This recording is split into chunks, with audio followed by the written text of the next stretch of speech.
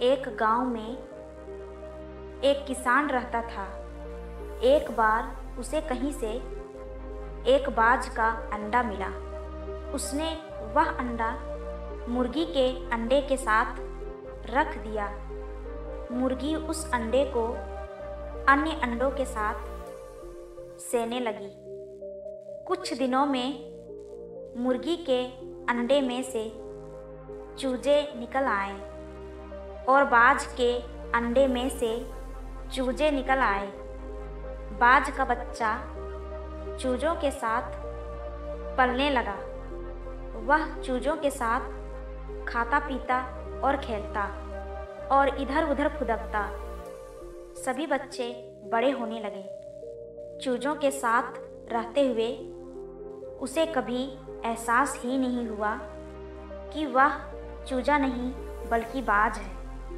वह खुद को चूजा समझता था और हर काम उन्हीं की तरह करता था। जब उड़ने की बारी आई तो अन्य चूजों की देखा देखी वह भी थोड़ी ही ऊंचाई तक उड़ा और फिर वापस जमीन पर आ गया। उसका भी ऊंचा उड़ने का मन करता, लेकिन जब वह सबको थोड़ी ही ऊंचाई तक उड़ता देखता तो वह भी उतनी ही ऊंचाई तक उड़ता। ज़्यादा ऊंचा उड़ने की वह कोशिश ही नहीं करता था। एक दिन उसने ऊंचे आकाश में एक बाज को उड़ते हुए देखा। इतनी ऊंचाई पर उसने किसी पक्षी को पहली बार उड़ते हुए देखा था। उसे बड़ा अचरज हुआ।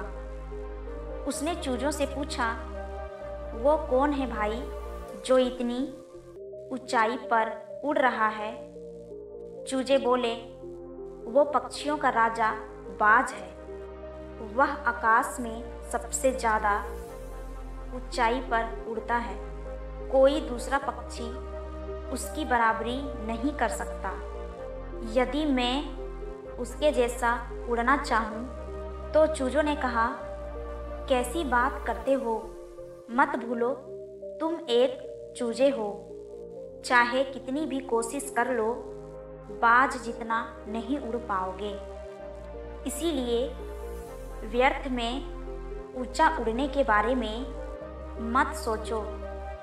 जितना उड़ सकते हो उतने में ही खुश रहो। चूजे बोले।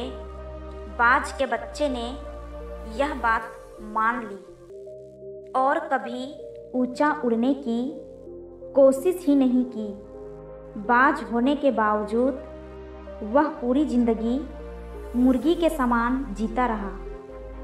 दोस्तों, सोच और दृष्टिकोण का हमारे जीवन पर गहरा प्रभाव पड़ता है।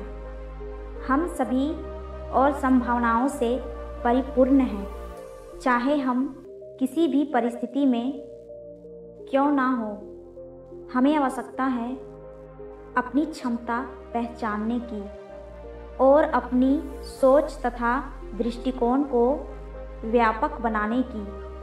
हम स्वयं को चूजे समझेंगे तो चूजे ही बनेंगे। खुद को कम ना समझें और अपनी क्षमता को सीमित ना करें। बाज बने और जीवन में ऊंची उड़ान भरें।